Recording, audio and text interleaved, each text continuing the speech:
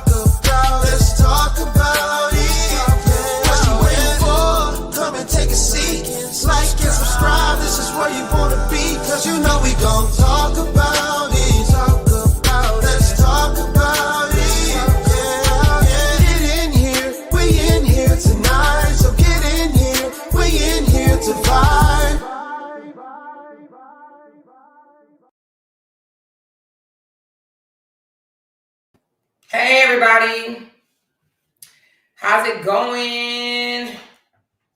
My computer, okay, there we go. Hey everybody, let me know if you guys can hear me. Come on in here, come on in here tonight. I'll figure this out afterwards. I am late because I had to feed my family. Thank you guys for the $2 Tuesday super chats. I do appreciate it. We're going to get right on into this topic today. How's everybody doing? How is everybody doing? Fine, I hope. Big shout out to everybody that's lit up in green. I see y'all. I see y'all coming in here. I see y'all. She said, the more you looking cute. Thank you, girl. Thank you so very much. Let me put my disclaimer up. So my disclaimer is going across the bottom. Basically says, the things that I say out of my mouth is based on my opinion only. Okay, we just doing this for commentary, to break it down, and for education purposes and criticism and all that good stuff, okay? So I have 97 people in here. Hit that thumbs up. Hopefully people will come in a little later because I think this is a great topic for today. It's a little different than what we normally do, you guys, but today we're going to have, well, I say today like it's the first time ever, but once again today, we're going to have an educational lesson. Okay, are y'all ready for that? Thumbs up if you are ready for an educational lesson. Now, let me tell you, you guys already know that my channel is what? To expose, identify, bring awareness to narcissistic behaviors, manipulation, gaslighting, lack of accountability, people that don't want to take responsibility of their bullshit. So my channel is to highlight that in order to educate and bring awareness so that people can be on the lookout for it. And, you know, and hopefully some people can learn and do better with themselves, because, you know, some people that's watching, hopefully it will help them be a better person. But if not, it will definitely help people spot out the people that need to do better. You know what I'm saying? All right, so this is going to be an educational, but it's going to be based on a real life experience. So all of these educational type videos that I'm going to be doing, it's going to be based off a real life experience, something that happened in real life, okay? With that being said, today, the story comes from Fuquay-Varina. I think that's how you say it. Fuquay-Varina. All right, this couple is Catherine and George Lesniak. And I may be saying the name wrong, Lesniak. They're out of Fuquay, North Carolina. I said Virginia. I'm so sorry. Did I say Virginia? Fuquay, North Carolina. It's a little bit above Fayetteville, North Carolina. Who's familiar with Fuquay? It's a little small town right above Fayetteville, North Carolina, like the Fort Bragg area, okay? South of Raleigh. So if you heard of Raleigh, you may not have heard of Fayetteville, but south of Raleigh, North Carolina, okay? This couple was married, doing well, allegedly. And the husband posted in his group. Okay, let me give you a little background of the husband. He is the director of one of his companies called an ADAS, and I think it stands for some type of automotive company or whatever. But anyway, he was the director, so they were doing financially well. You can see the house behind them. They lived in a very nice home in Fuquay, so they were doing very well. But his wife confided in him that she had committed adultery. She cheated on him, okay? And he posted, this is his real post in his 88S group, support group, where he taught and trained people how to do something that has to do with the automotive. I think it's called Advanced Driver Assistance System, okay? It's like a wheel alignment company, all right? He was the director. Now, you know when you are the director, that means you up there.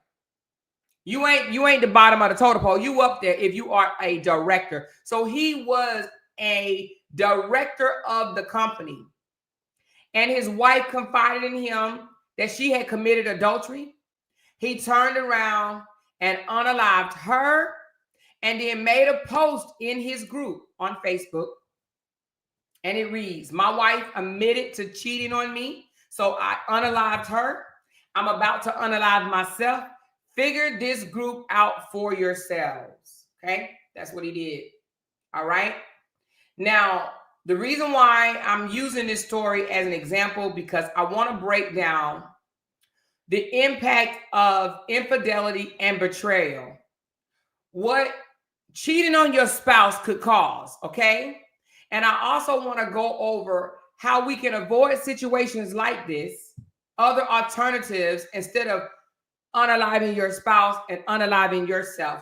But I also want to get deep down into the nitty-gritty of what being unfaithful can, how it can ruin your marriage, your relationships, your friendships, your workships.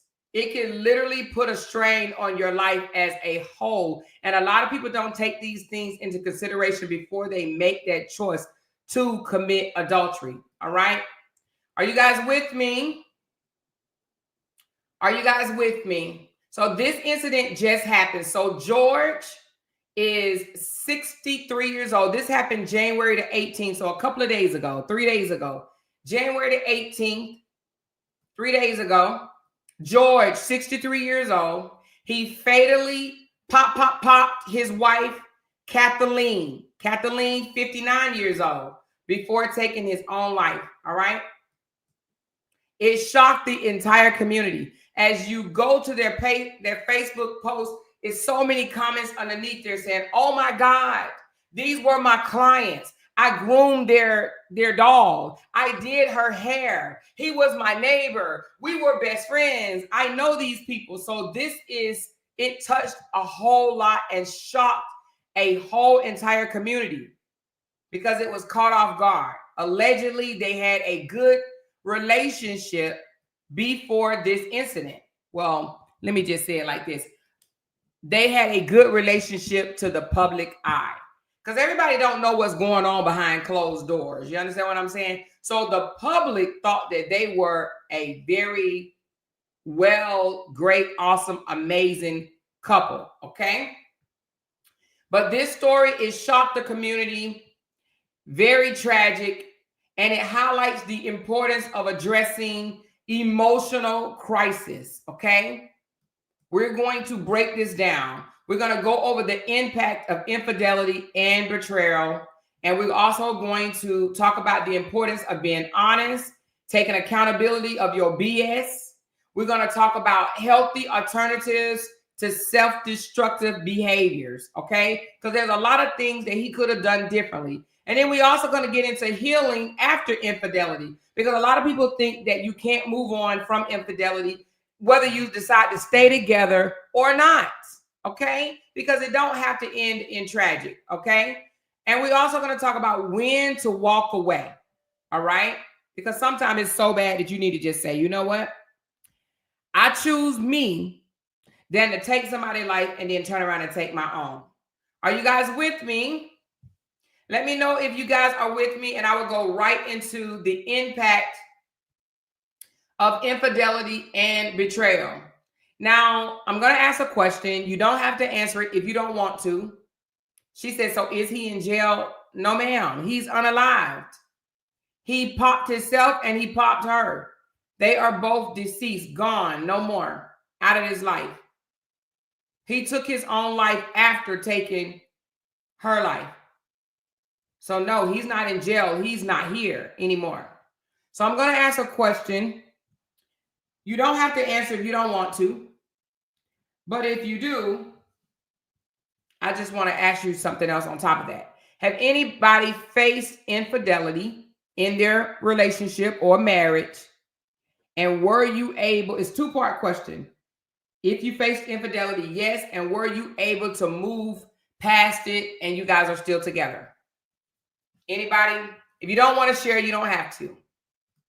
Anybody faced infidelity and was able to move past all the betrayal, the hurt, everything that it caused, and you guys made it through and you guys are still together? All right, I'm seeing I faced it and left the relationship. Oh no, I don't even play like that. My ex-husband, kid's dad. Okay, nope, we divorced. Okay. Yes, we moved past it, but divorced for other reasons. Okay. I have, but we're not together. All right. So a lot of you guys seem like y'all have faced infidelity, but you did not stay together. I definitely faced it with my daughter's dad, and we never bounced back. Okay. It's hard. Okay. It's very, very hard. Even if you try, it does not mean it's going to be successful.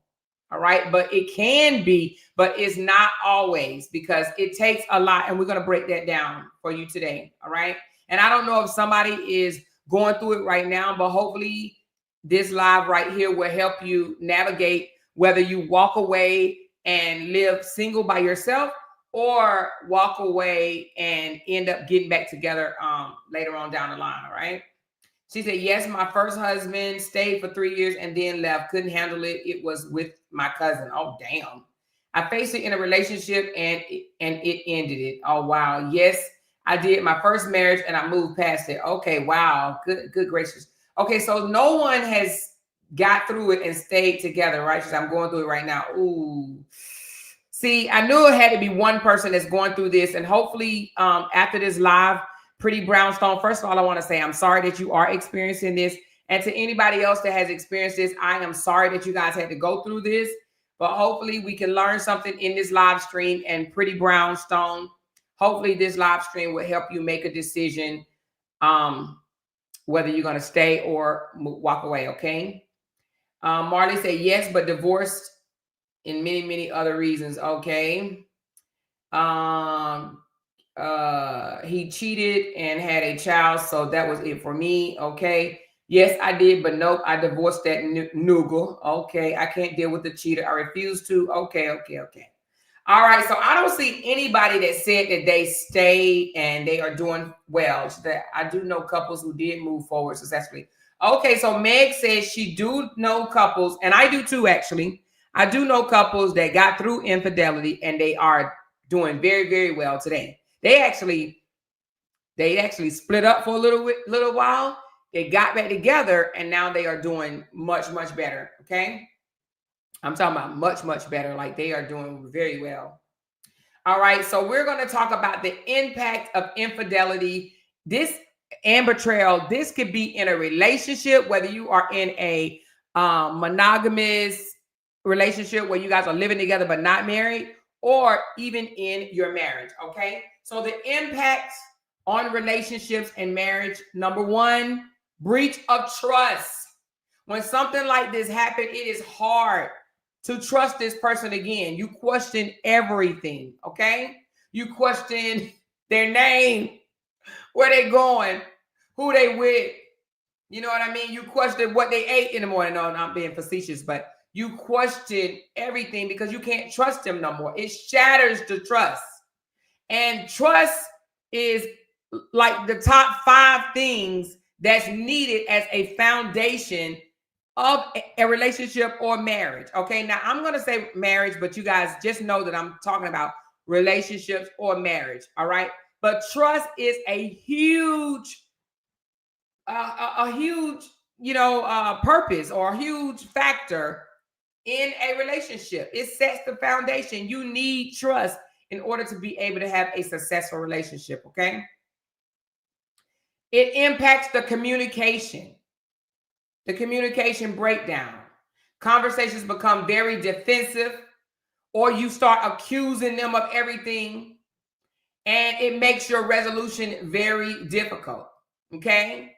You're really mad, even though you might say, oh, I'm over it, we'll be fine, we'll get through it, but you're mad.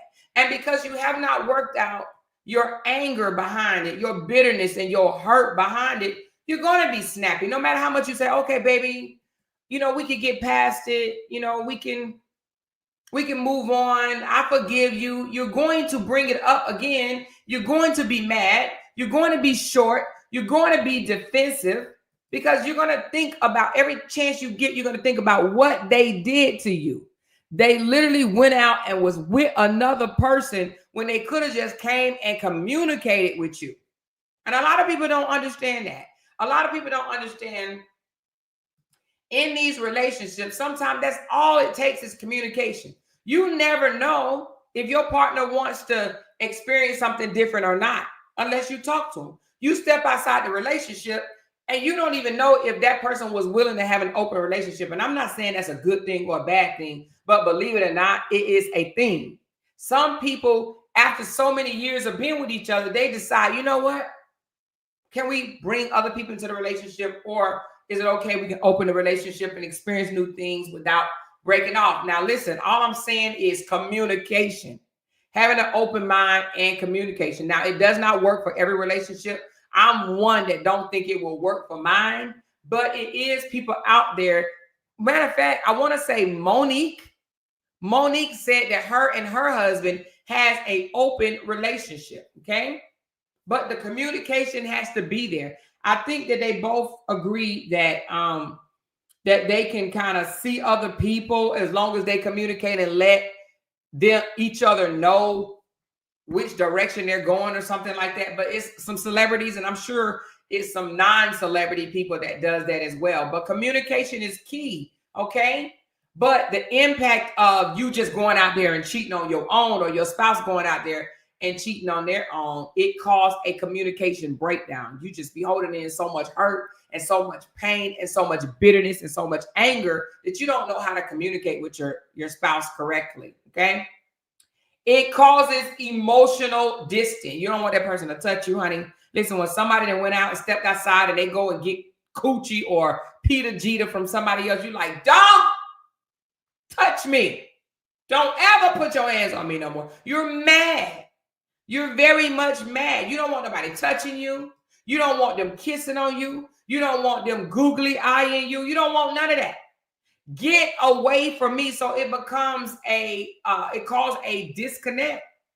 And your partner feels it. When you are distanced from your partner, when you're not having regular sex, your partner feels that. It's that distance that you put in the relationship, okay?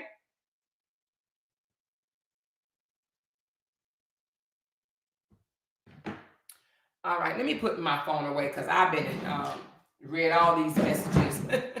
I'm gonna deal with the phone afterwards, okay, you guys? But it brings, you know, distance in the relationship, okay? And then sometimes it hurts the relationship once that distance come in. That some couples don't know how to bridge that gap. They don't know how to come back together to bring intimacy back into the relationship if they have distance from each other too much. You can't get too distant from your partner, because once you get too distant, it's harder to bring it back together. All right. So, but that is an impact of infidelity. The impact of betrayal to your partner, it causes emotional trauma, including fear, feeling of anger, sadness, and betrayal. Loss of self-worth, because you're going to start asking yourself, was it me? Could I have done something better? Could I have lost weight? Could I have dressed better? Could I have hugged them more? Could I have kissed them more? Could I have communicated more? You're going to start thinking it's you, and that's going to cause low self-esteem. And that goes both ways. A man is going to think it's him. A woman is going to think it's her. But I'm telling you, we'll get to that in a minute. We'll get to that in a minute. Okay? But you immediately blame yourself. You immediately think it's something that you did not do. You immediately think they are no longer attracted to you no more. We're going to get to that, but just know that that ain't got shit to do with a cheater, okay? It's not you. It's not your looks. It's not your size.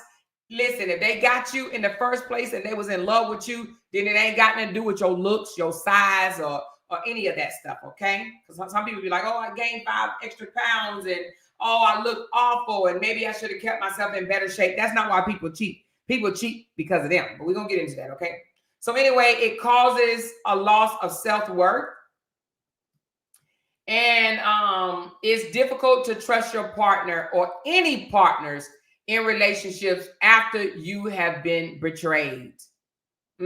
That's even in a friendship too, but we're mostly focusing on marriages or, you know, really close relationships, but in a friendship as well, when you have been betrayed by somebody, baby, it's almost like taking a knife and stabbing it in your heart. Even if you guys get past that, you're going to be side-eyeing that person for the rest of your life. Okay? Well, a greater part of your life. But you will never be able to trust them or allow them to get as close as they were to you ever again, no matter how much you try. No matter how much you forgive and move forward, it will never be the same. The betrayal is so deep, right? It's so deep. So it definitely will leave you, if you make up, even in the future, you still going to be side-eyeing that person. You're going to be looking at them some type of funny. You ain't even going to believe nothing they got to say, all right? So the impact of a unfaithful partner. Well, the impact of the unfaithful partner. So now we're talking about the one that did the cheating, okay? So the one that did the cheating, even if the non-cheater decides to stay with your cheating ass, the cheater is going to be guilty or feel guilt or shame for their actions. If you decide to take them back, right? If they have a heart too, because some of these cheaters don't give no damns.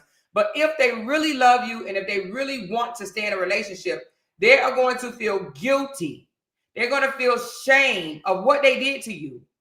You want to know why they're going to feel guilty and ashamed? Well, because, the non-cheater is going to have them feeling away, whether it's verbal or non-verbal clues, okay? Whether they get silent and withdrawn or, very overprotective, you know what I'm saying? Guarding their heart.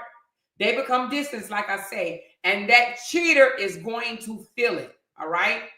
So, and that's another reason why relationships split up, because it's not that the non-cheater want the relationship to be over, but the cheater sometimes chooses to walk away because they can't take the guilt and the shame themselves. Every time they look at you, it reminds them, damn, I cheated on this woman. I hurt this woman. I cheated on this man. I hurt this man. And sometimes they can't live with the guilt and shame on themselves, so they leave. Sometimes it's not you saying, you cheated on me, get the hell out. No, they say, you know what? I've hurt you. I've harmed you. I betrayed you. I mistreated you so bad, and I can't stay here and watch you go through this. It's painful to watch you hurt, and they can't take it. They can't take it, so they leave, okay? All right, and it also causes emotion confusions about their reasons for betraying the relationship. They come up with all type of things in their mind, like, wait a minute, why did I do what I just did? Some people cheat and they say, oops, I just made a mistake and I slipped up on top of it, or oops, I just slid in there, right? Right? And I'm gonna say this, and I know some people may not agree with me, right? But everybody don't cheat because they want to be with another man or another woman. It could be different circumstances that make a person cheat. Let me just throw some out there. When alcohol and drugs are involved, alcohol and drugs alter the mind, right? It alters the brain, okay? If you're in a situation where there's a lot of alcohol and, it's altering the way you think, the way you behave, the way you act, and if, the situation presents itself for you to cheat, it may happen. You may not have no intentions whatsoever to do what you're about to do, but then it happens, and then afterwards you start questioning yourself like, what the fuck was I thinking? Well, you wasn't. You wasn't, because alcohol just altered the way you was thinking. It altered your brain. Now, I'm not saying that alcohol should be a reason for you to forgive and stay with a cheater, but what I'm saying is there's different situations that can cause your mate to cheat, okay? And I do believe alcohol and drugs can be a factor, okay? Like, let me give you an example.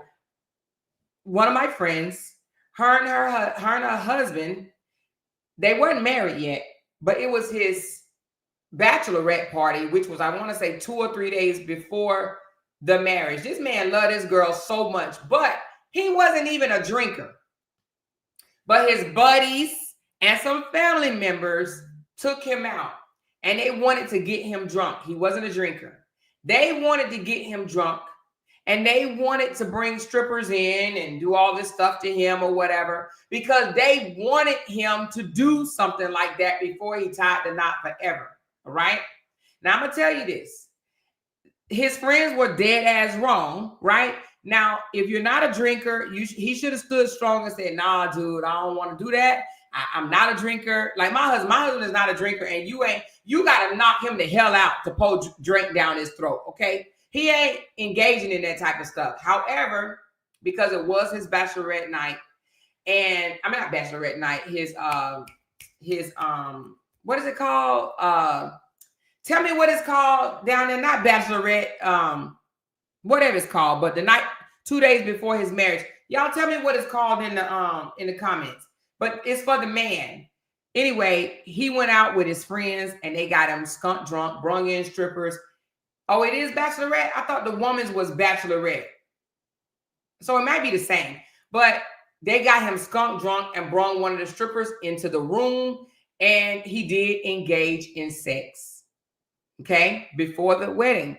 But he felt so bad after he found out what he did that he actually told his bride, okay? He told his bride, okay, a bachelor party. Okay, thank you. She said not bachelorette, it's bachelor party. Thank you.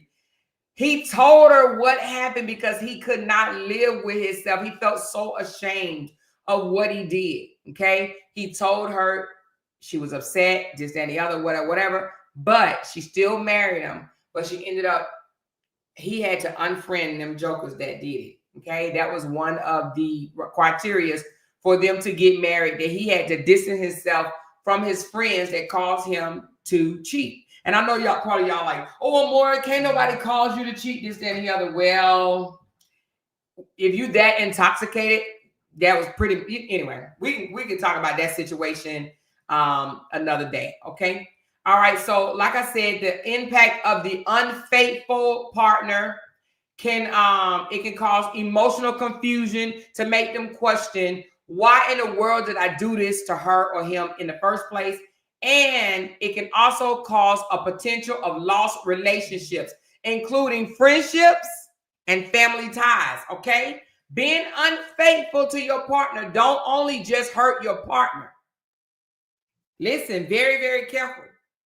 It don't only hurt your partner. You think you just hurt that person.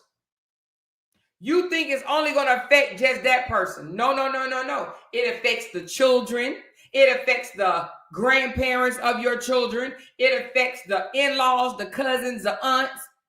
It affects your co-workers, your friends. How many of you guys have been in a situation where when you had to break off and get a divorce or whatever, you had to decide whether or not you was going to stay friends with their friends, stay friends with their sister, stay friends with their mama, stay friends with your stepchildren, stay friends with your church community, your church family.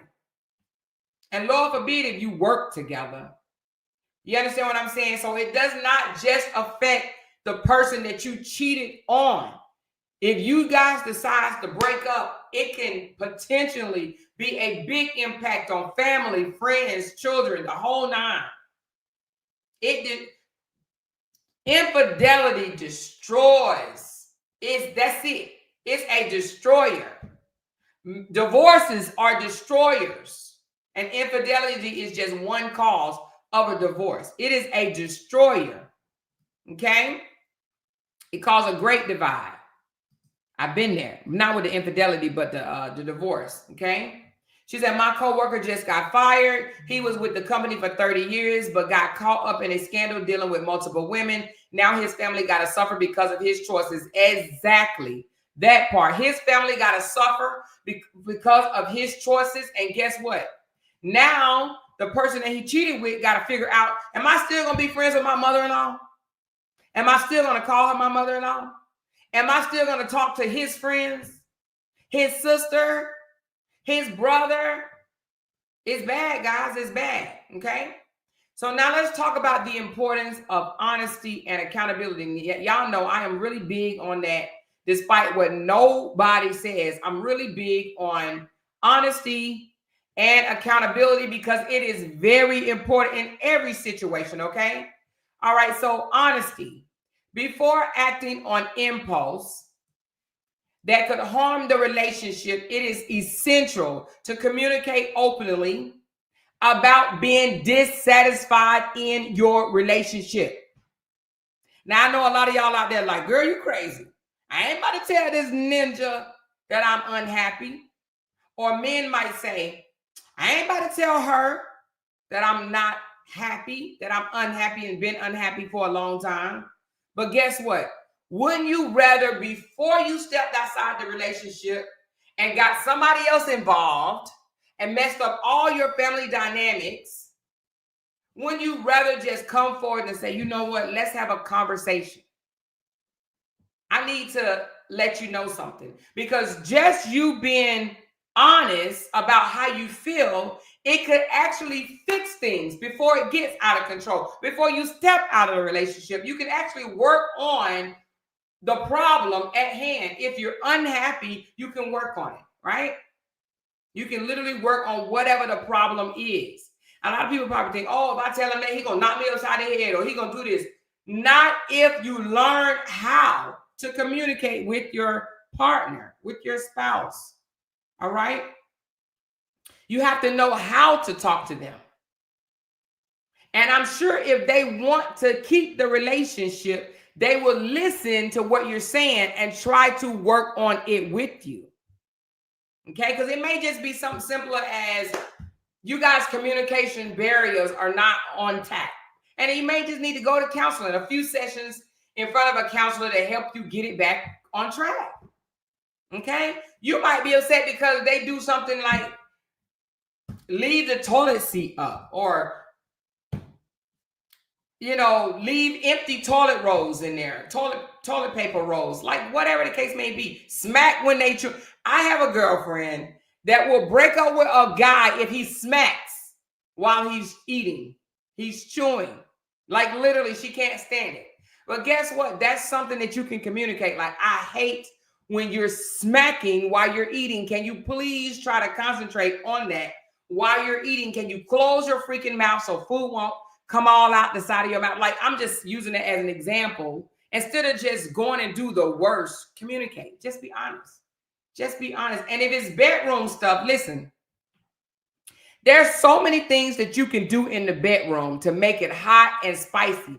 And if you need to go get a book and read up on that, or go watch a movie that breaks that down, go do that.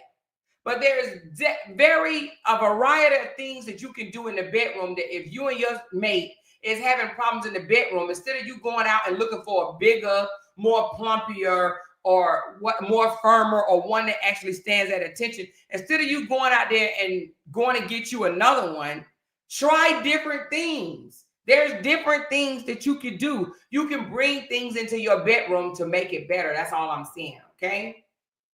All right? And if it's the man, if he's saying, oh my God, you know, you used to be this slim Barbie doll looking woman or whatever, and I just don't like to look at your figure, go work out together. Go walking, go to the gym. There's things that you can do by being honest with each other to prevent those things from happening, okay, to the relationship. Just being honest, open, communicate, discuss your issues, okay?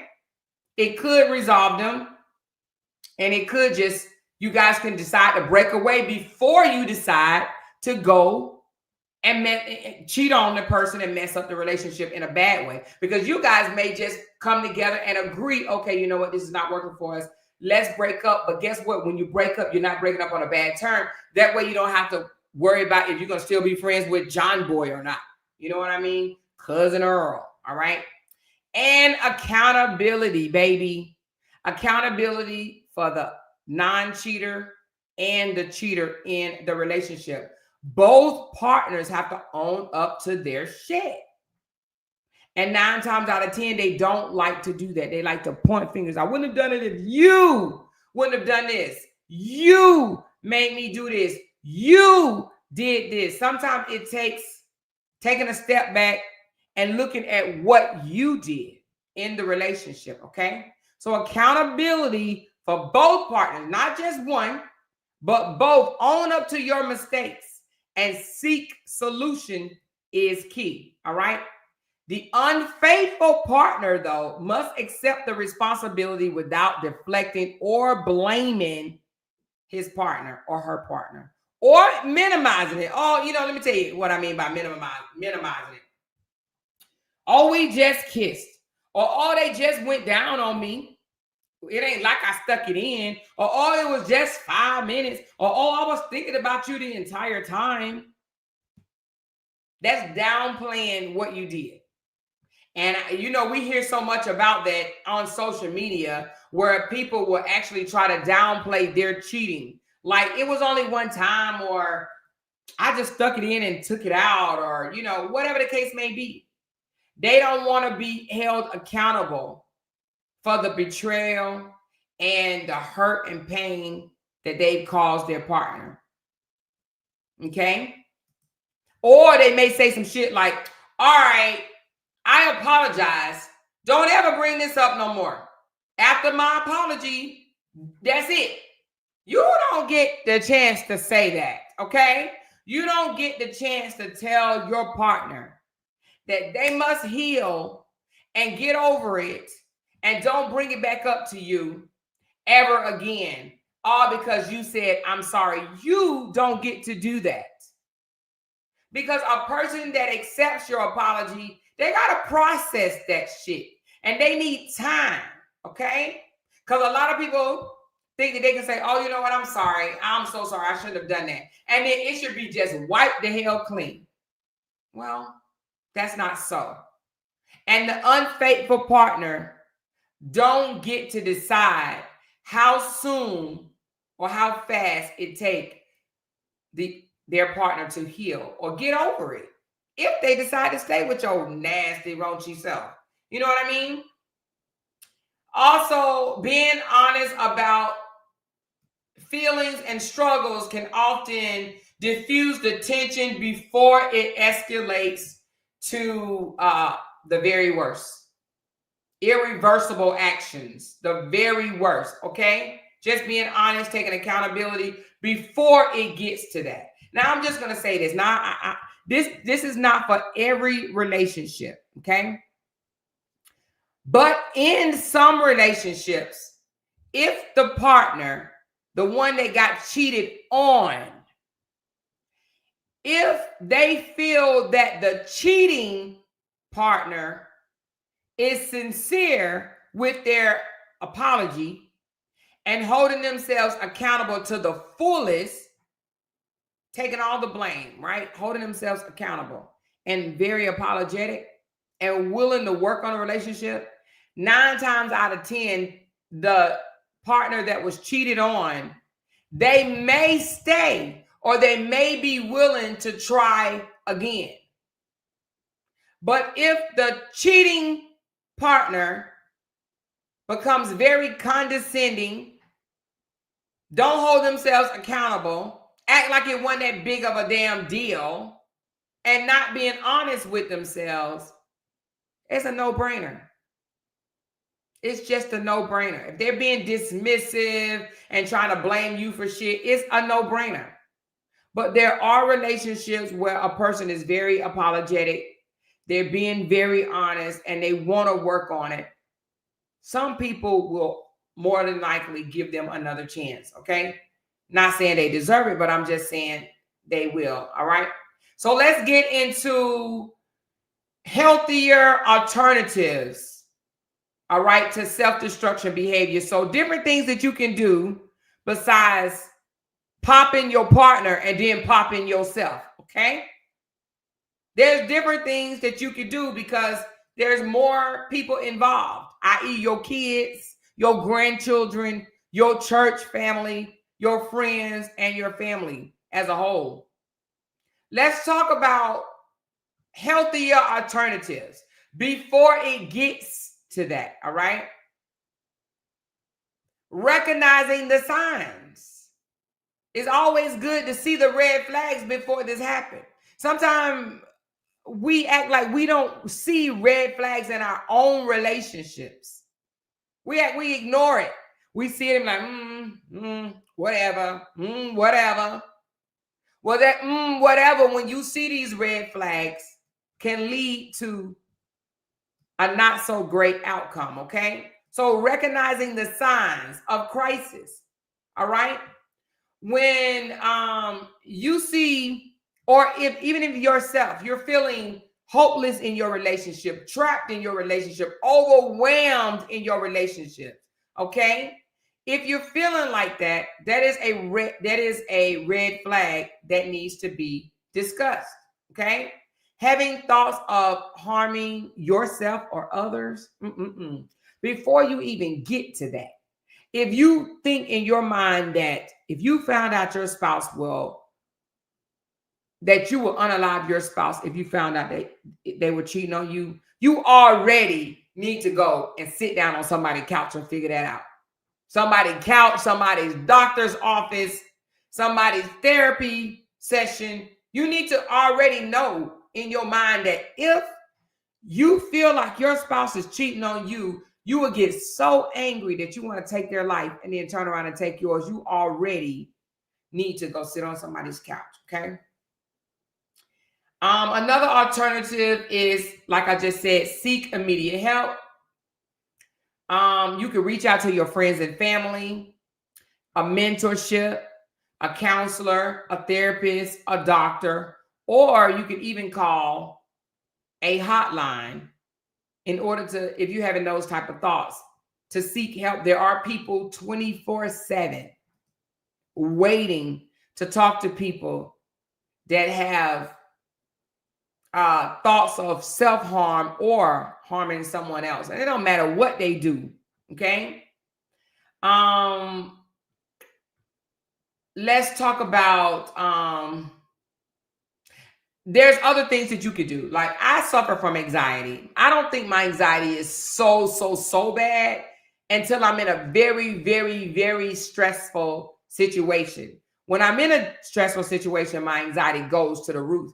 I start panting and sweating and stuff like that. So you can learn how to control your anger by doing breathing exercises, okay? If you already know that you suffer from anxiety or you get nervous and anxious about things, go and do something before it gets to that, okay?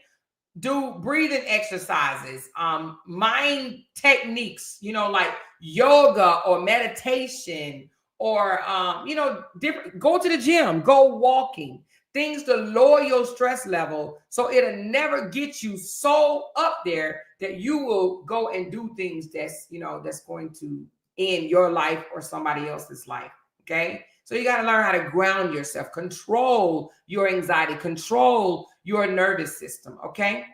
There's things that you could do, right? You can also remove yourself from the situation. Totally. If you're feeling unsafe or if you feel like you're going to harm someone, leave. Now, a lot of people say, oh, don't leave when you're upset.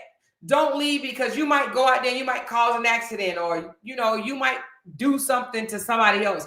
But no, sometimes you have to leave. Now, I will say this. You may not always have to leave the house. You may have to just leave the room. But if you have to leave the house, leave the house. Before you get yourself in a situation like George, okay? Let me put his photo back up.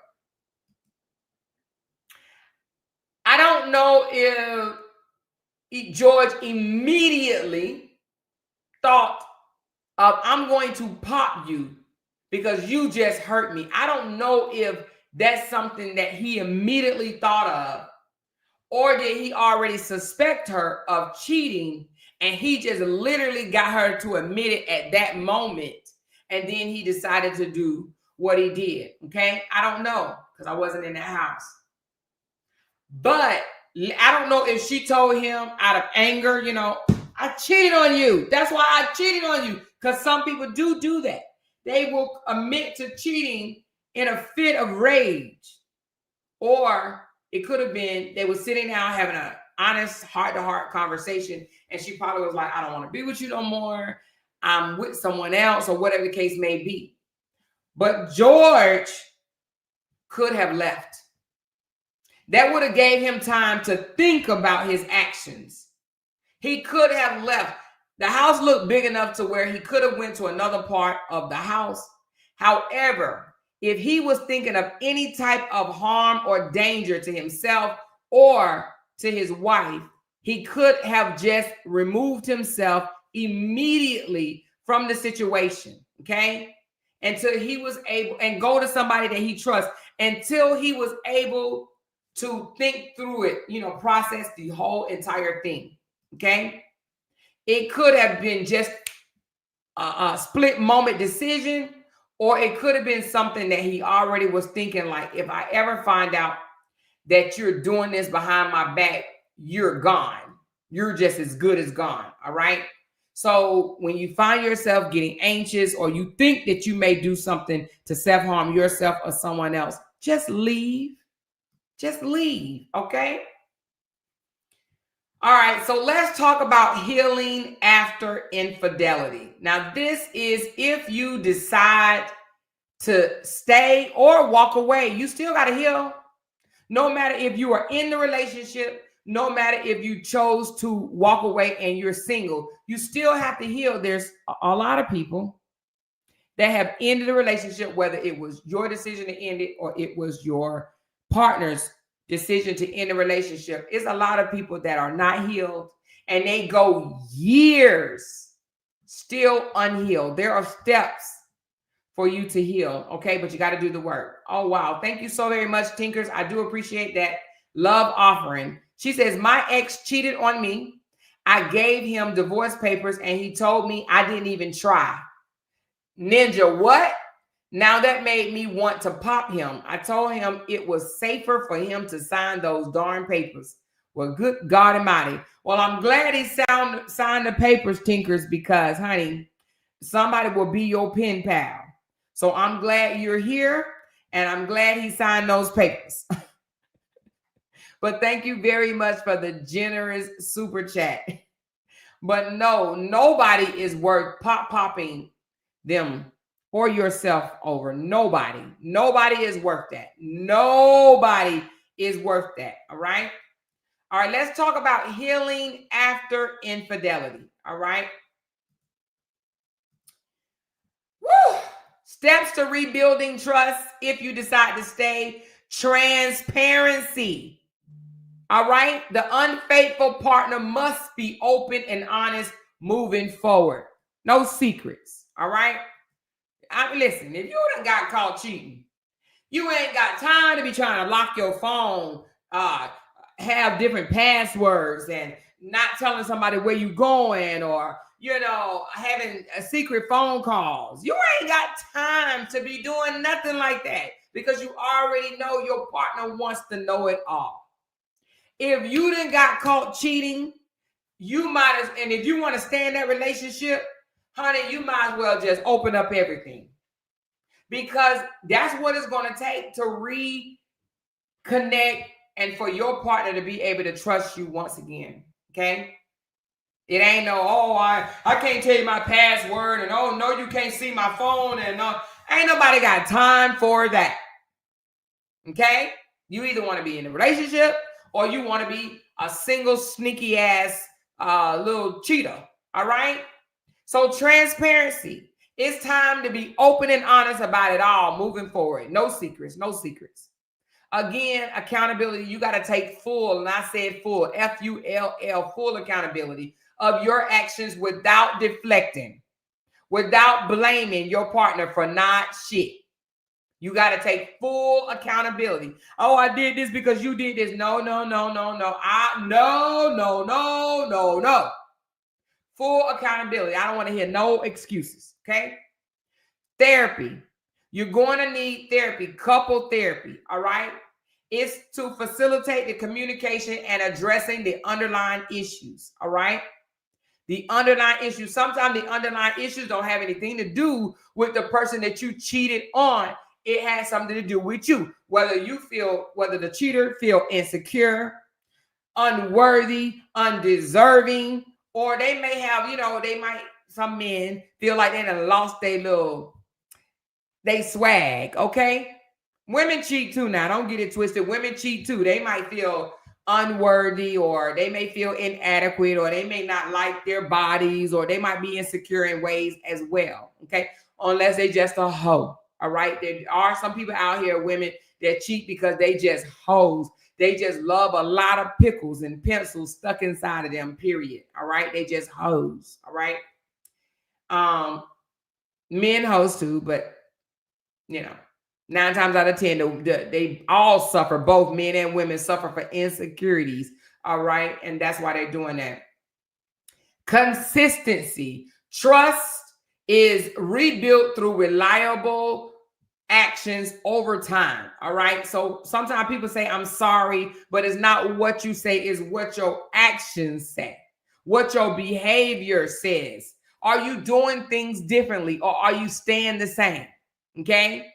Again, are you hiding your phone, going into the bathroom and talking on your phone like you was doing before I found out that you cheated, okay? You have to change your behaviors. If you want someone to trust you, you got to change how you move, all right? Going forward, change how you move. Personal healing for the betrayed partner, all right? Now, this is for the person that got cheated on. You have to heal, sis. You have to heal, bro. How do you do that? Well, one, self-care.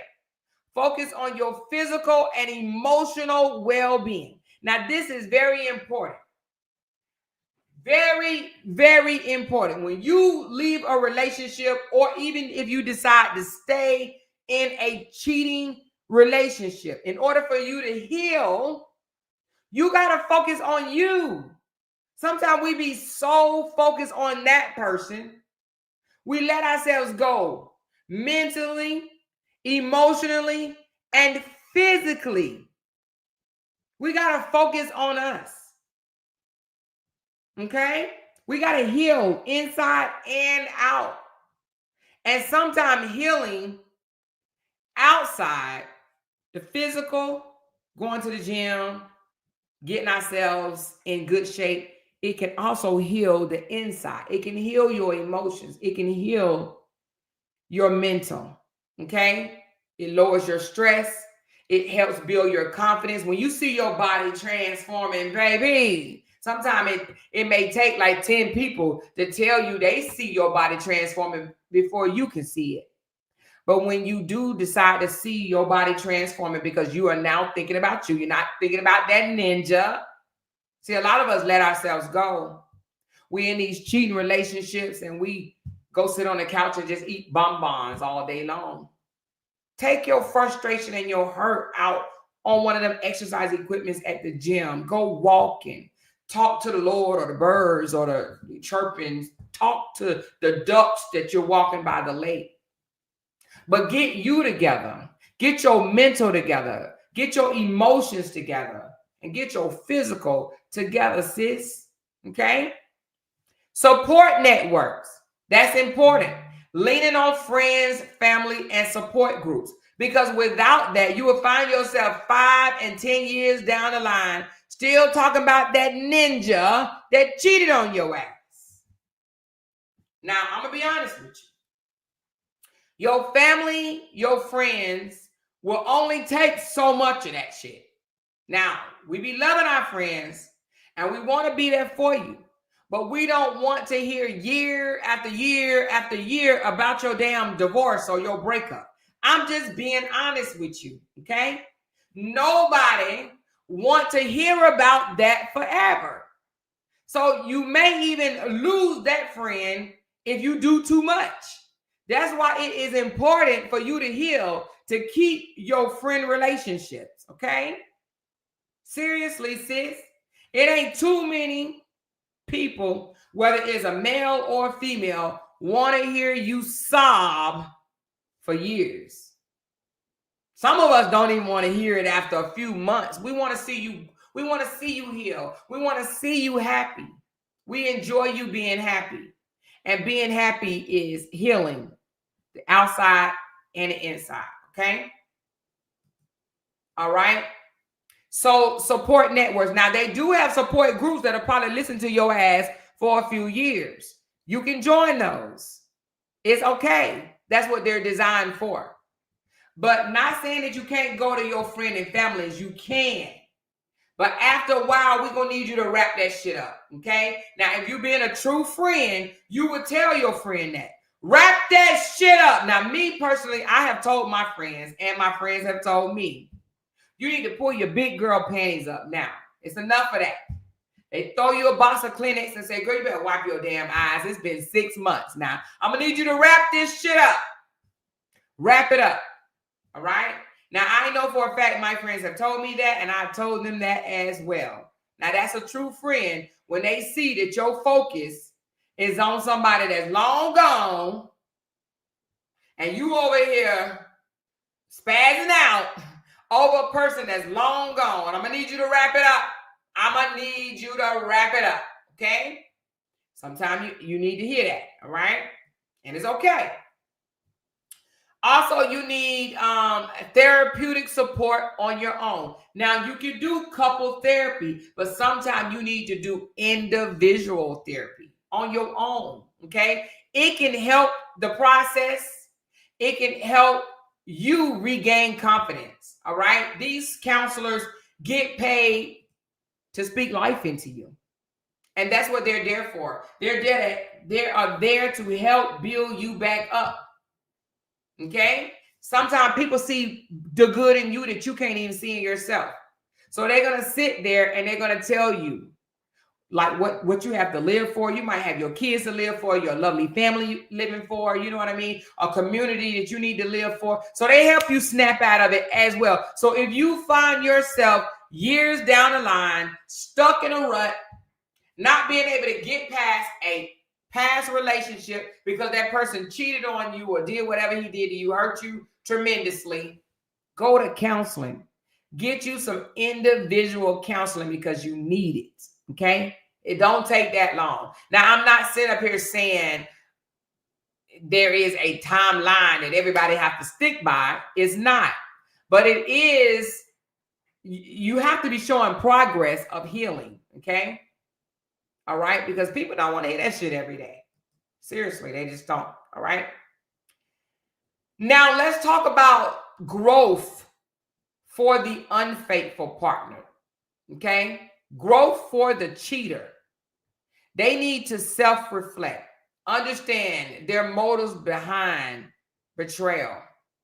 All right? Understand what motivated them to go do something like that in the first place. You knew what you was about to do.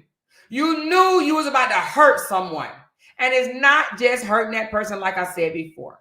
You about to hurt a whole lot of people. You about to hurt your kids, your grandkids. You about to hurt your in-laws. You about to hurt your friends, your church group. You about to hurt a whole lot of people. So the cheater needs to self-reflect. Why did I do that? What in the world was I thinking?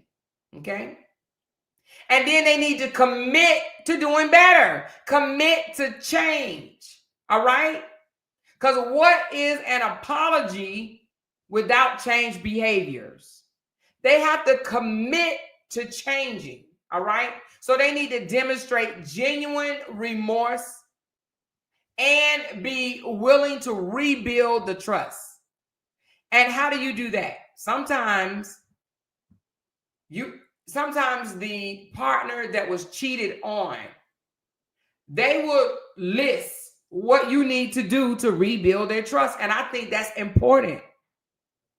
If you're going to stay together, you need to outline to your partner what are the things that they need to do to rebuild your trust. Now, of course, you don't want it to be some outlandish shit. You know what I'm saying? Give me $1 million or whatever, right?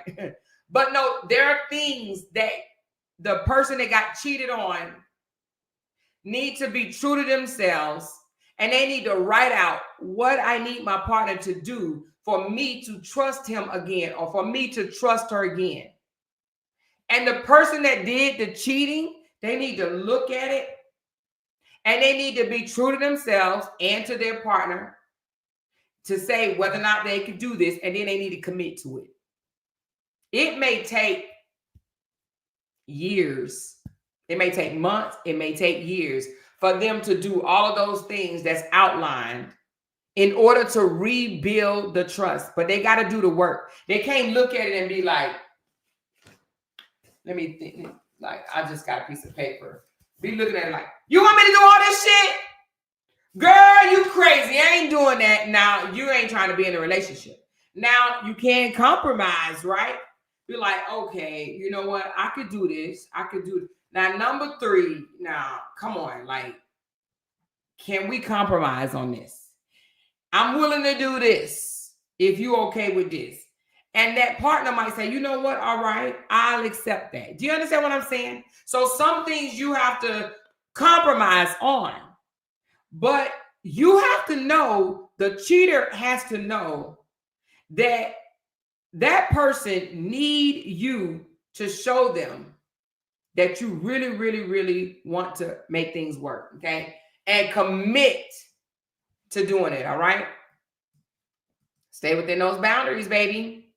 Let's talk about when it's time, no matter what, when it's time to just throw deuces and walk the hell away, okay? No matter how much you love this person, no matter how fine they are, no matter how good they are in bed, no matter how much of a great manipulator and gaslighter they have been for years, no matter how much they got your mind and they got control over your soul, sometimes it's time to throw deuces. Sometimes it's time to walk and keep walking. All right, we're going to talk about it. Let's talk about when it's time to walk away. Not all relationships can or should be saved. If infidelity is accompanied by abuse, repeated betrayal, unwillingness to change. Let me say that again. If infidelity, if it comes with abuse, repeated behavior, or unwillingness to change, it's time to chuck them deuces. It's time to say adios, amigos. It's time to say that's all, folks. It's time to say ciao, see you later. It's time to say peace in the Middle East. All relationships are not designed to be saved. And you have to understand it. See, we were taught by our grandparents, stay with your husband, stay with your wife. God wants you to stay. We were taught that.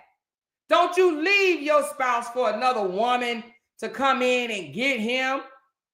He gonna be all right eventually. 60 years down the line, when you push him around in a wheelchair, he'll be thanking you for being such a great wife and sticking beside him, even though he cheated on you with 27 women and beat your ass. All relationships are not designed to be saved. If it comes with abuse, if it comes with repeated betrayal, meaning repeated them cheating on your ass, if it comes with them unwilling to change their behaviors, deflecting. I wouldn't have done it if you would have did this. I wouldn't have done it if you paid me more attention. You wasn't cooking around the house. You wasn't cleaning up around the house. You wasn't taking care of our kids. You wasn't going to the gym. All of those are excuses. Deflections. If it comes with those things, it's time to go. It's time to walk away. It's time to choose you. Can some infidelities in relationships, can it save the relationship? Yes. Sometimes cannot. All right? And what I just said, abuse, repeated cheating. So I call it chronic cheating. Deflection. Unwillingness to change. It's time to go. It's time to go, sis. All right? Here's some signs that it's time to go. Ongoing emotional or physical harm. So not even just that they hit you upside your head. Pop, pop, pop, pop, pop. No. They calling you fat, cussing you out, degrading you, making you feel like shit. Even though you're controlling how you feel, I understand that. But they can say things. You understand what I'm saying? So emotional or physical harm, it's time to let it go. Lack of effort from either partner to rebuild a trust. It's time to let it go. Inability to forgive or move past the betrayal. So even if you, sis, always throwing it up in their face, you cheated on me, 5 years from now, you cheated on me, it's time to go. Okay? Because that means neither one of y'all have forgave each other and moved on. All right? So again, let me read this one. Thank you, Platinum. Educate our people. Once we're given the tools for growth, it's up to us to grab the regime and climb that ladder to success. Thank you, baby. Listen, this story or this education that I'm doing, the reason why I'm doing this is because of this story right here. George took matters in his own hand because he was unable to do any of the things that I listed. Okay? He lost control. I'm gonna assume that he lost control. Whether she was telling him, I want out of the marriage, or whether he allowed emotions to take control. He lost it. He lost it. He unalived her. And because he did not want to take accountability for his actions, he unalived himself. There were several things he could have done. He could have walked away. This is a real life experience. I don't want anybody to hear my voice right now to get caught up in a situation like this. Their tragedy reminds us of how vital it is to address emotional pain in a healthy, constructive way. Infidelity, it can feel overwhelming, but there's always an alternative. Walking away. Go heal. Go talk to your friends. Go talk to your therapist. Go talk to your pastor. Okay? Whether you rebuild the relationship or find peace individually, there is other alternatives. Now, we already said he was a director of his company. Now, he was what, 60? How old did I say he was? 63? He could have left the relationship and either been peacefully a single man, or he could have gotten back into a loving relationship with someone else, okay? But he chose the option that now have left a community hurt, in pain, confused, family members, grandkids, because not only is he gone, but she's gone as well, all right? Again, you guys, here on this channel, I'm going to read your guys' questions in just a minute. But I want to let y'all know here on this channel, we expose and discuss what behaviors of narcissists that destroys relationships, such as abuse, manipulation, gaslighting. We shed light on these toxic patterns, and we aim to empower you to recognize the red flags and the signs to embrace personal growth, all right? If anybody is dealing with a situation like this, please don't take matters into your own hands. Well, do take matters into your own hands, but not in the wrong way. Go heal, sis. Get you some help. Reach out to somebody. Pick up the phone. Call your friend. Call your therapist. Call your doctor. Call your mama. Call somebody that's there to hear you out. Try to communicate better with your spouse before you take the other road, and that's either cheating or staying with the cheater, okay? Let's read some of you guys' comments. Let me get to my super chats first.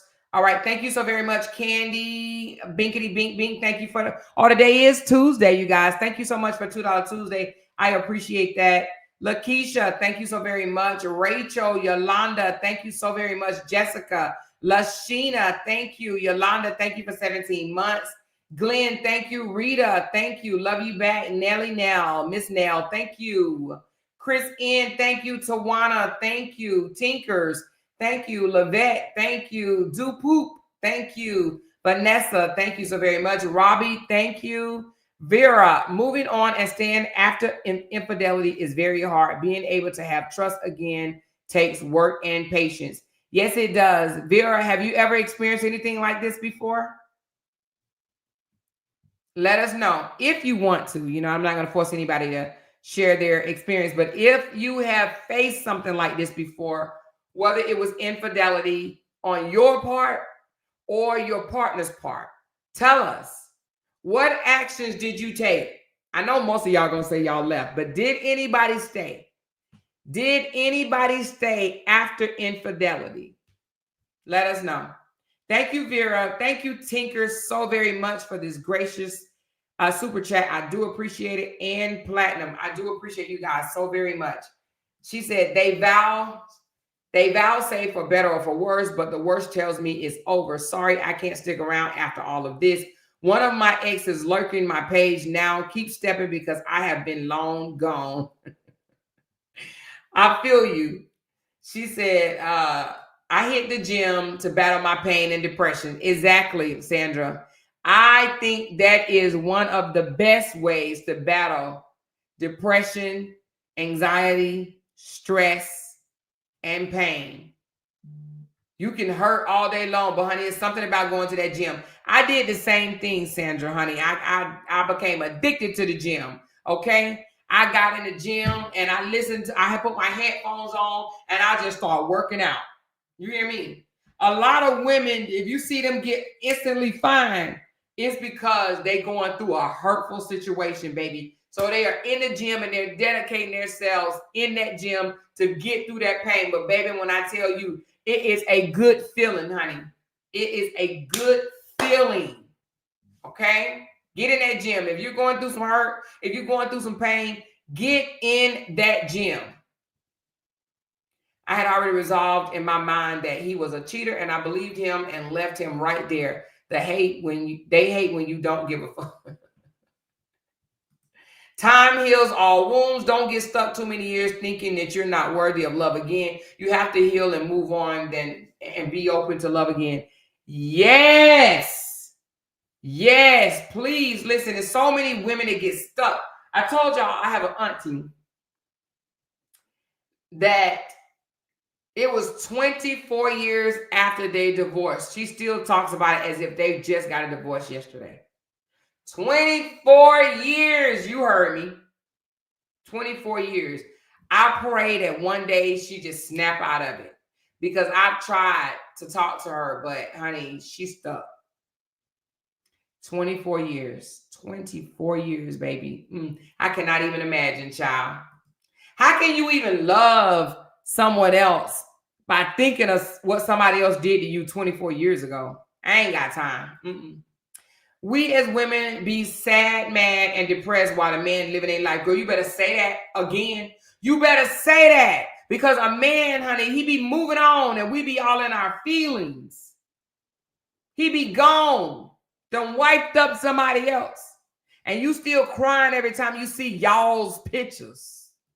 Get it together. My therapy was the fact that I just found out a new man that has been good to me. Wait a minute. My therapy was the fact that I just found a new man that has been so good to me. I gave the ninja the deuces and kept it moving. Okay.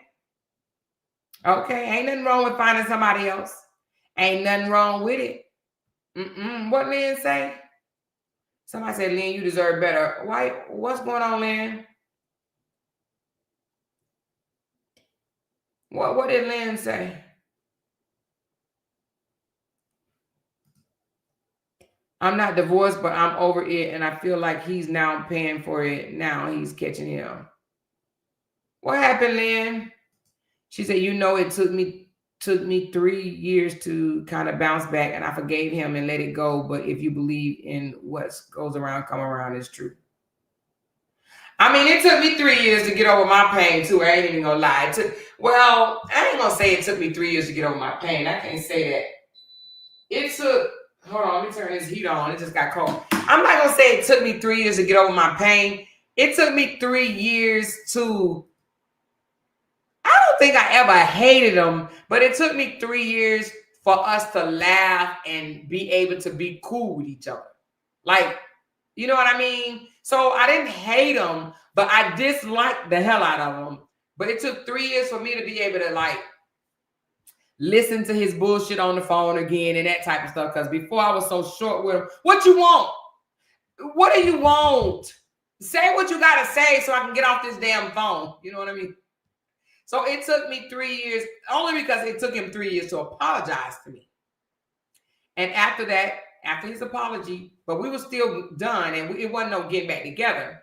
But it took 3 years for us to come to a place where I understood, okay, I forgive you. We good. And we're going to do whatever that's in the best interest of our daughter. But yes, 3 years, baby, 3 years. So I get you. But are you still in a relationship, Lynn? Or did you chuck deuces too? Thank you, Poking Around with P Talk. Thank you so very much, Tamik. I appreciate you, Carmelita, and Poking Around with P Talk. Thank you so much. She said, great teaching tonight, Amora. Thank you so much. She said, years ago, my young, insecure self tried to get healing from the man who was cheating on me. I'm in agreement with focus on yourself. Fake it till you make it. Yes, definitely focus on yourself, J-Lu. I'm going to say this about women. Sometimes we be focusing on them and who the new person they are with. Baby, you ain't got time to be worrying about her taking what you lost, whether you gave it away, walked away from it, or God took it away. Okay? Because sometimes God removed people out of our lives that we be trying to so desperately hold on to. He removed them, and then we be up here fighting to get them back. God don't want you with him. He got something greater for you, sis. He got something greater for you, king. But we be wanting to focus on trying to get that person back and want to sit here and go down memory lane and ask myself, what did I do? What did I do? I lost the best thing that happened to me. No, God removed that person out of your life, baby. He wasn't good for you. She wasn't good for you. Focus on yourself so you can be ready for the person that God has for you. And even if God wants you to be by yourself, he knew that that wasn't good for you. He knew that it could have ended in something like this. Sometimes God be trying to prevent things like this by trying to take the person out of our lives, but we be sitting up here trying to hold on. Desperately hold on. And that's what we need to stop doing. Some of us women are not as dumb as we be acting like we are. We be like, I'm going to give it one more chance. I'm going to give it one more chance. I'm going to give it one more chance. Okay, you really being dumb, sis. You really being dumb, sis. Seriously. Sometimes you got to let it go. If you don't like the abuse and you have told this person, stop abusing me more than once, and they continue to abuse you, leave before you end up like this. Or before you do something like this. Then your ass going to be on snap. And it's not just physical abuse. It's mental, emotional, and financial abuse. If you are being abused, gaslighted, manipulated, physically, any of that, person always blaming you for shit. Always deflecting. No, your fault, your fault. I wouldn't have done this. Have you not done this? I wouldn't have done it. Have you not done this? Don't want to take accountability or responsibility for their behaviors. Leave. We got to get out of our heads what our grandparents or great-grandparents instilled in us, and that is stay no matter what. No, you're going to end up like this. Leave. Know when to walk away. Know when to throw deuces and say, I did all I could. I tried. But I am not willing to give up my life or take somebody else's life over you. You got to say that to yourself. I don't want to unalive you. I don't want you to unalive me. So it's time for us to throw deuces. She says, there are more chances. Then one more chances will be a lifetime sentence. Yes. Then one more. Exactly. One more time. I'm going to give you one more chance. One more my ass. Because if he didn't do it the first 2 or 3 times, what make you think he's going to do it the 4th, 5th, 6th, or 7th? And to be honest with you, a man, let me be honest. Can I be honest? Can I be candid with you guys? Can I be just candid? I'm going to be candid. If a man stays with you after he's cheated on you so many times, I'm going to say if he's cheated on you more than once and he stays with you, he doesn't respect you, sis. He don't respect shit about you. It's only a matter of time before he cheat again. He has no respect for you. You forgave him. You took him back and he did it again. So now he's cheated twice and you're still with him. He don't respect you and he never will. Now, he might when he's 60 years old, when you riding him around, he'd be like, oh, I got a good wife. Now, y'all know we all got family members like that. We see our grandparents and they be like, oh, the grandfather be sitting up there talking about, oh, she been so good to me. I love her so much. She just been right here beside me. We never argue because all of a sudden they forget that they ain't argue. We never argue. We've been best friends for 60 years, knowing he was beating her ass, knowing that he been cheating and shit, got kids outside the relationship, but they forget when they get older, and now they want to be the best man ever. Now, I'm going to need you to be the best man now. Don't wait till I got to wheelchair you around or change your damn diaper for you to be good to me. Who wants a relationship like that? Not me. Who want to wait for 60 years, 50 years, 40 years in your relationship for your man to treat you like the queen that he should have been treating you all along? Who? Then only thing you're going to do is grow resentment. You're going to wish that you would have got out of it long time ago so that you can love on yourself or be loved by somebody else. Some people stay in these relationships so long to when you do get out of it, ain't nobody going to want you. But guess what?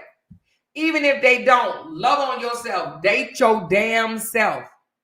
There is a thing. There's a such thing as dating yourself. Valentine's Day, treat your damn self.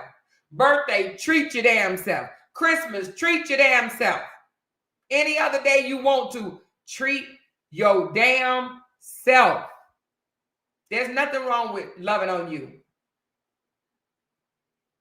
Absolutely not. Whether it's going on a trip, taking yourself out to eat, going to the gym, no matter what. Treat yourself. People stay in a relationship because they feel like their parents or their grandparents or their great-grandparents told them, you don't leave your spouse. Now, my grandmother, Lord rest her soul, my grandmother told me this right here. She said a man is going to either beat on you or cheat on you. You got to decide which one you're going to deal with. I told my grandmother, I'm not dealing with neither one of them. Grandma, no. I don't want no man that's going to beat on me, and I don't want no man that's going to cheat on me. But Lord rest her soul, that's how she was raised. So she thought that she could tell me that. But I wasn't that grandchild that went in one ear and went the hell out the other. I love my grandmother, but she didn't always tell me what was in the best interest of me. My grandmother told me to stay in a relationship that I was so unhappy in until I finished college. Okay? Until I got through school. And I said, sometimes you can't even focus to get through school when you in these dead-end ass relationships. I said, I can't even focus on school right now. I can't stay in this relationship until I finish. Now, this is one. Now, y'all know I finished college later in life. I wasn't there. I didn't finish college at 20 years old, 22, 23. I finished college in my 30s. And she told me to stay in a relationship until I finished school. Nah, Grandma, I got to get out of this relationship so I can get through school. Sometimes these relationships can be barriers for real growth in your life, for real success. Some of these relationships are hindering you from reaching your true potential or where you're supposed to be in life. Some of these relationships are holding your ass back. And I'm not just saying toss your relationship in the air, but I'm saying if you are in a toxic ass relationship that have you spinning around, it's time for you to chuck deuces. Some people can do a whole lot better when they are by themselves than in a relationship and you secretly in a relationship with your spouse competing against you and shit. You don't even know you in a competition. Some of your relationships are competitions. Your mate is secretly competing with you. Whether it's competing to see who the best parent, grandparent, the better person, who makes more money, who's more successful, who has more friends, which is weird, right? Very, very much weird. Who want to be in a competitive ass relationship with somebody that you're supposed to be in love with? Y'all supposed to be a team. Y'all supposed to be one. But this person is secretly competing against you. Like, nigga, for what? For what? If we won, we both winning. But it's some men out there and women. They want to beat you at shit. I want to win. I just want to win. What? Toxic. Toxic ass relationship. Some of these relationships where the person want to call you names, but get mad as hell if you call them names because they just want that one-sided toxicity going on. They don't want you to be toxic to them. They just want to be able to be toxic to you and say you deserved it. They'll cry like a bitch if you call them the names that they call you.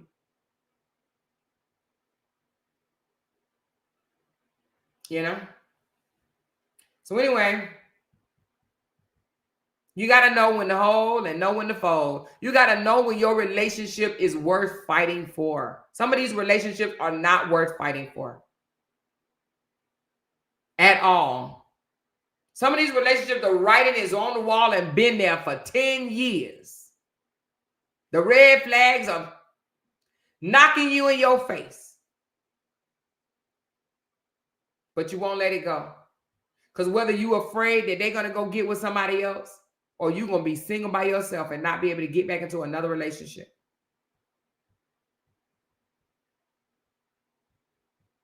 You got to know when to walk away. But there are some relationships, like I said, that can be saved. Even through infidelity. It has happened. And it will continue to happen as long as that person wants to do the work. if they do the work and you guys find a happy medium, learn how to communicate with each other, learn how to be open, honest, transparent with each other, it can work. I have friends that have cheated on each other. I have a friend that cheated with her pastor, and her and her husband are still together. Now, they don't go to the same church no more, but they are still together. And I have a friend that it was infidelity. They split up, went and had other relationships. That relationship ended. They got back together and have been together for over 20 years. Yep. Because sometimes it takes losing or having that person lose you for them to even realize what they had. Now, a lot of people don't double back, and I'm one that don't double back. But there are some people that double back and they get it right the second time. Now, me, I'm not entertaining no double backs. That's just me. But there are people that have, and it has been great for them to double back. Because sometimes it takes getting out of that situation, getting the other situation, and you're like, damn, I had it better over here, or whatever. You know what I mean? That heat, baby.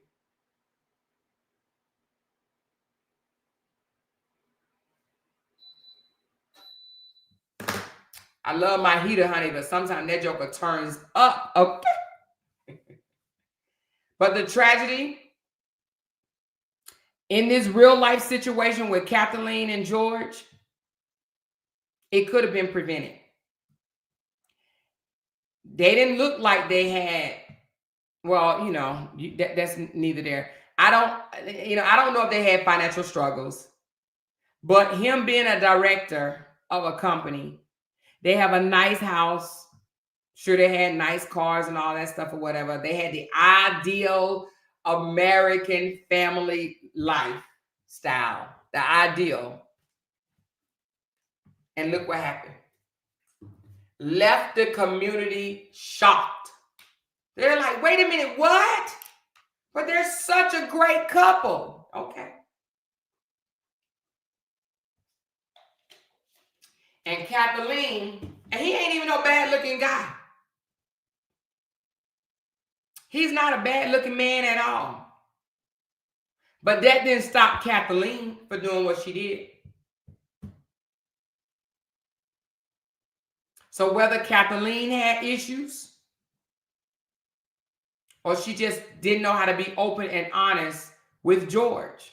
Now, she was a little younger. Let me see. I think she was 56 and he was 63. Let's see. No, she's 59 and he's 63. So they wasn't that much difference in age. 3 years, 4 years in difference in age. That's not that much. But now, come on, Kathleen. You 59 years old. What the hell you doing cheating, girl? 59 and cheating, that's some old dirty work right there. 59, Kathleen. Kathleen, 59. Shame on Kathleen. But we don't know.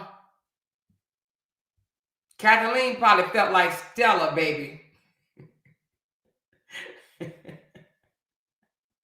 Kathleen probably wanted to get her groove back. She's 59 and he's 63 and he probably wasn't hitting the mark. Now, that ain't no reason to cheat, but apparently Kathleen, she wasn't done. You know what I mean? She wasn't, you know, when you get older, sometimes you be like, you know, I'm good. But Kathleen like, Glenn said Kathleen had too much time on her hands. She said she probably was a housewife. I just can't see at 59 stepping outside of your home. But guess what? Different strokes for different folks, okay? I'm 52 and I could never see myself laying down with another man ever. Oh my God. Never, ever. I ain't trying to learn nothing else new at all. That's it for me. You hear me? That's it for me. I don't want nothing new. I don't want no new experiences. Not like that. Not like that. She said, I don't want them miles on my coochie. At 59, almost 60 years old, Kathleen probably thought she was a hot mama. Something made Kathleen go do that. Some women settle because their husband pay the bills or make more money. Sometimes you have to step out on faith. Yes, honey. Some women do that. Their man is the primary breadwinner, and they are afraid to leave the relationship because they don't have the income to take care of themselves. But you are right. Sometimes you got to step out on faith and figure it out. Do you want to be in misery and may end up like this one day? Because him at 63 years old taking her life and then taking his, it is crazy work. But maybe he couldn't face her being with another man. Or, like I said, he probably thought about the long effect of, if we split up, now I got to deal with the kids, the grandkids, the friends, the family. I got to change my church. I got to change my community,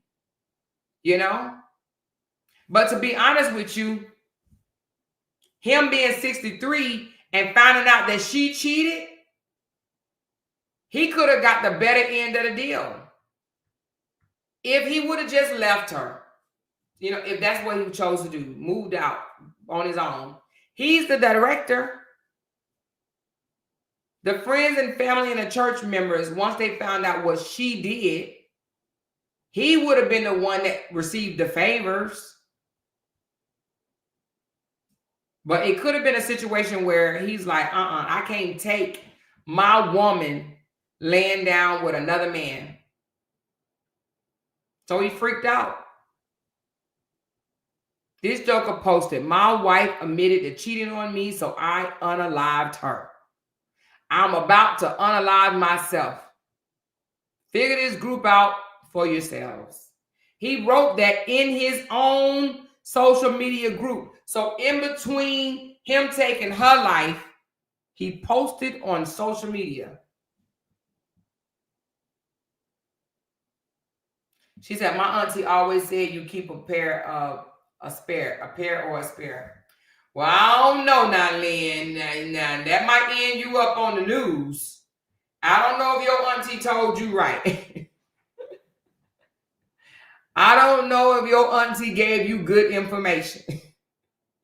Your auntie gonna get you into some trouble, okay? All right, I would say don't do that. If you don't want to be with a person, leave. Having something on the side, waiting for this person to slip up is not a good idea. I would not recommend that at all. I am a type of person, before I cheat, I will leave.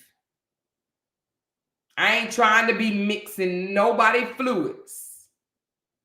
So before I cheat, I would go. Okay? Before we go, I want to go over one more thing that I did leave off. I didn't even see this. Let's talk about signs of a marriage in recovery, okay? Because when the marriage breaks down, right, start going left, and you guys use healthy tactics to get your marriage back on track, there are signs that your marriage is getting better, okay? Let's talk about that for a minute, okay? Let's discuss those things. Signs that the marriage is recovering is improved communications, okay? Partners feel comfortable discussing difficult topics. Y'all know sometimes when certain things come down, you don't even want to say that to your spouse, right?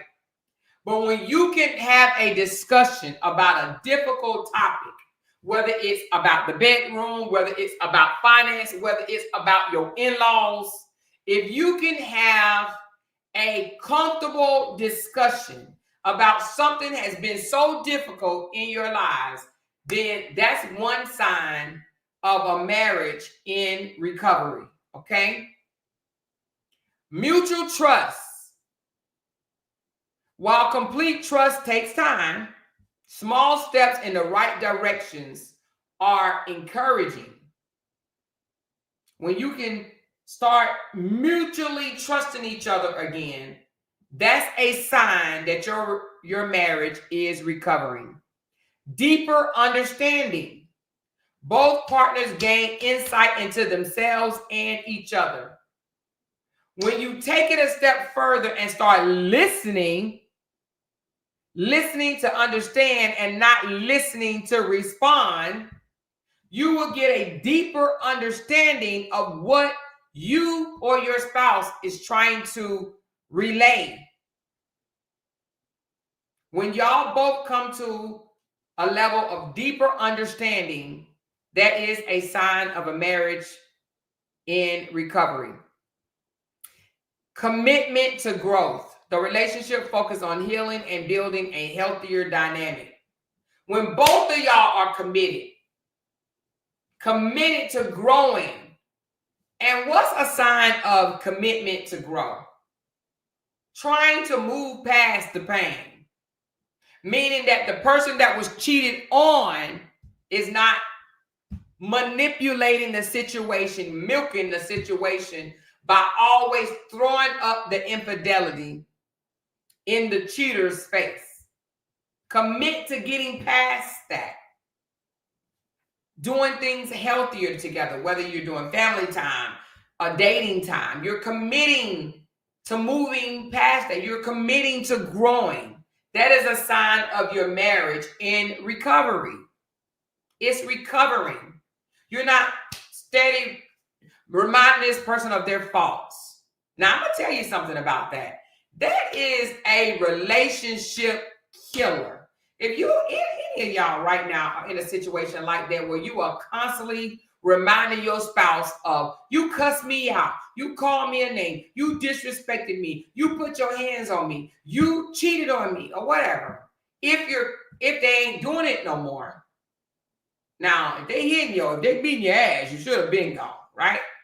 But if you decided to stay and their behaviors have changed, you should not be throwing that up in their face. That is a relationship killer. Because you're not committed to moving past those things. You're not committed to growth. You want to stay there because you want to be a victim. You want sympathy. You want to gaslight them. All right? You want them to continue to feel guilty. And that's another thing. Stop trying to make your spouse feel guilty of some shit they did 10 years ago. You should be ashamed of yourself if you're doing that. You should be ashamed of yourself if you are still trying to make your spouse feel guilty of some shit that y'all done supposed to have gotten over. If you still with that person after 10 years and you still bringing that shit up, something's wrong with you, not them. With you. It's you. All right? Stop letting unresolved issues be unresolved, no matter what. You have to talk about those things. Talk about those unresolved issues. Have a night where you say, you know what? In the military, we call it a come to Jesus meeting.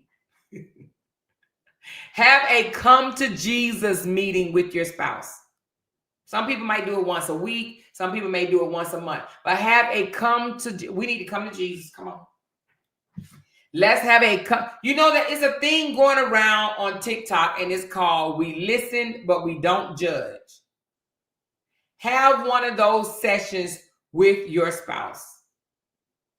Come on. Come. Let's talk. Let's be honest with no judgment zone. Come to Jesus meeting. We need to talk. We have some unresolved issues, things that have been bothering me to my core. And I have just been ignoring it and letting it go. But I need to speak to you about this because it is eating at me so bad. I need to, for once and for all, get this off my chest. All right. That is our live for today. I have been on for an hour and 49 minutes. I am happy because I did not go over my time. I said 2 hours and I am within my 2-hour window. I need you guys to thumb up this video, share it with your family or your friends. I'm going to be doing more videos like this. I'm going to take real life instances and I'm going to break them down to our understanding. And I'm going to give my commentary on it because at the end of the day,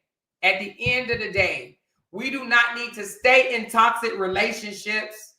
If we're going to stay in a relationship, let's learn how to turn those relationships healthy, build healthy relationships, build healthy friendships, and become a better spouse, a better partner in our relationships, okay? So that's the goal here. We will continue to, bring forth more commentary like this. Thumbs up this video, share. Thank you, and good night, y'all. I love y'all. Bye. Because they can't make $1 without mentioning down one of our names. Jay! She kept talking about that family. Hoes over there. She kept talking about that family. She kept talking about that family. She kept talking about that family. She kept talking about that family. That family. She kept talking about that family. Talking about that family. These motherfuckers don't be wanting to listen. Bye. Because they can't make $1 without mentioning down one of our names. Talking about it. That family. That family.